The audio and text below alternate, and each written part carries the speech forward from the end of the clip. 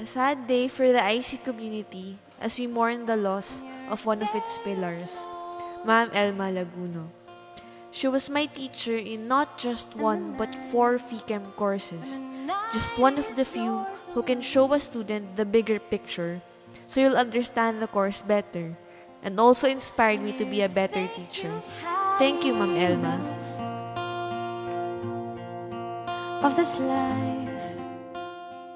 It never fails to make me laugh every time I remember the story of a time during one of her lectures where the OHP paper was blown by the wind and she tried to catch the projection instead of the actual paper.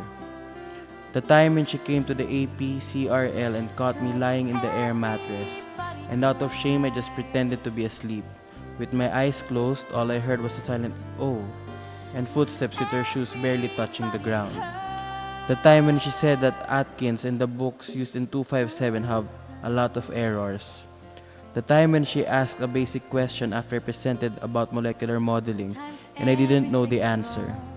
The prob sits Joy and I had to work out and the 9A4 sheet paper containing numbers with font size 8 just to follow the reaction profile. The time when she became my professor and colleague with the casual nod, with mine more like a bow of adulation. Her time in this world may be over, but her legacy lives on.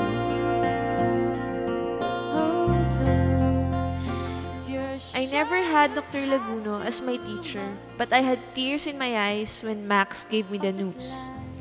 It's really heartbreaking to hear that our university and our country have lost another educator who teaches not just for the sake of teaching, but for the sake of sharing knowledge to others, in a very passionate and in a very excellent way. She's really an inspiration. Take comfort in your friends. My sincerest gratitude to the chemist too, through the classes that I had under her, inspired me to pursue this path that required great passion and dedication. The greatest and the most passionate teacher that I have ever met, I salute you for a life very well lived. May you rest in peace, Ma'am Llaguno.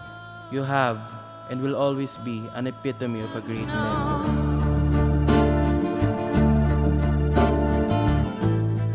This is what we want, Dr. Elma Llaguno. I found this in my Chem 257 notebook. She said this after arriving to the equation that we want after a very long derivation. I'm so honored to have her as my professor in colleague.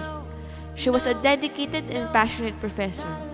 She will still come to class even though she had her illness. And though with this deadly illness, she still managed to teach us efficiently. She managed to be strict and yet lovable. I remember the time that she has a chalk in her cheek. As my colleague, I'm impressed in her cooperation and participation in IC's affairs like Sports Fest. She's my teammate. She has this dedication and determination to finish what she had started, like forming the 102.1 and 102.2 experiments. She's one of a kind, she's unforgettable, admirable, and one of the best professors of IC. And I think that's what this university wants. Sometimes everybody cries. Sometimes everybody hurts. Sometimes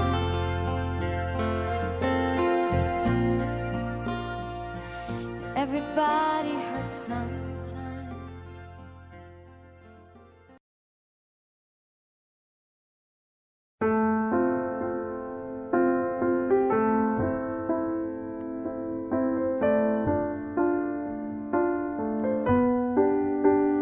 There are wars in between.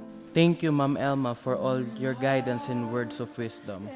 You have always been there to push me to pursue this career. For all of us chemists, you will always be a great inspiration, and your love for learning and teaching we will always cherish. We love you, and we will always pray for you, for Sir Claro, and for your family.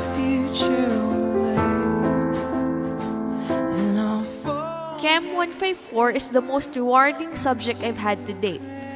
It's where I received one of the lowest, if not the lowest score in an exam during the first long exam, and surprised even myself in the end. I have learned a lot and appreciate the subject more than I thought I would. Thank you for your wisdom and the knowledge you have shared with us. You've been such an inspiration. Rest in peace, Ma'am Elma. You will always be remembered. My only close interaction with Ma'am Elma is nung inayos ko yung computer niya. We never met at Plaza Chem, yet every time na nakikita kami sa lobby, she always share a beautiful smile. Not everyone does that, lalo na sa mga di naman nila kakilala. Thank you, ma'am, for your priceless and very inspiring smile. Thank you for being a good leader, professor, and somehow a mother to the Institute of Chem. Thank you, and we will always do our best to continue the legacy that you left for us. God bless, Ma'am Elma.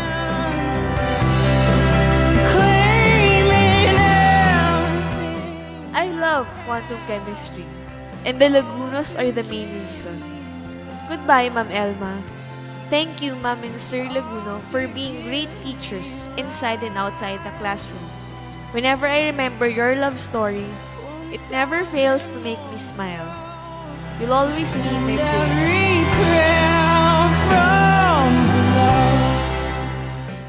Which form will you use?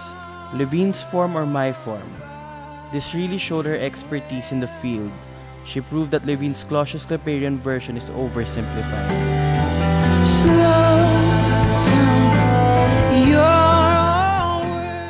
When you're teaching and you couldn't care less on how chalk dust whitens your hair, dries your throat, and even marks on your face, that's passion. Not all teachers got it. Ma'am Elma does. And it's FEChem she's teaching. How about that?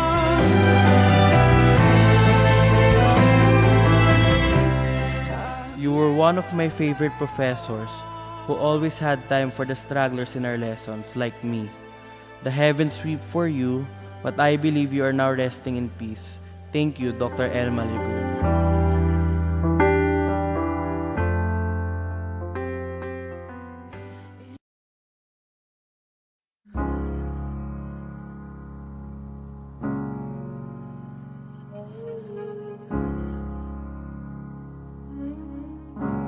Spend all your time waiting for that second. Nakatatak na itong mga statements na ito palagi sa akin. I don't memorize equations, it's innate in me. Noong sinasabi ko na iba ang ginagamit na formula sa book. My answers does not conform with Atkins, but I think I'm right. Noong nagsasagot kami ng problem set at iba ang nakukuha niyang sagot. Dr. Elma Llaguno, guro, ina, alamat. Rest in peace, ma'am. Memories seep from my veins. When I was the IC, now IChem director, in 1989, I had, quite happily, many bosses. Sir Claro, whom I succeeded, was Vice Chancellor for Community Affairs. Ma'am Elma, who I wanted then to become IC Director, was Director of the NSRI. Ma'am Ami Guevara was Registrar. Ma'am Esther Garcia was Vice President for Academic Affairs. And Prof. Lourdes Velez Mantaring, who preceded Sir Claro, retired and became a very active advisor to UPCAF and IC. But since NSRI was physically the closest to IC, Ma'am Elma got first priority in the pecking order. I mean, she pecked first. Ma'am Elma is very organized, focused, creative, resourceful, enlightened, meticulous, and appreciative and understanding of my inabilities.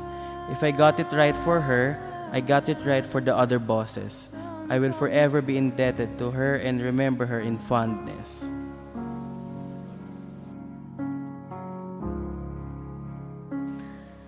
Ma'am Elma was my BS thesis advisor. She was working on humic acids then, and my very first journal publication was with her. This was in Química, and it was published a few years after I graduated in 1989. I remember when, during the early part of the first semester of my fourth year, my batchmate, Darlene Uy, enjoined me to go to Ma'am Elma and ask her to be our advisor. Back then, it was scary to be going to the professor's room, but I was with Irene and she did the talking. Ma'am Elma was our teacher in undergraduate physical chemistry. She seemed stern because we rarely saw her smile, but later on, when we were doing our thesis, she didn't seem to be that stern anymore. I remember our trip very early in the morning, as in 4 a.m., to Laguna de Bay to get our water samples for our thesis. We had several light and fun moments then.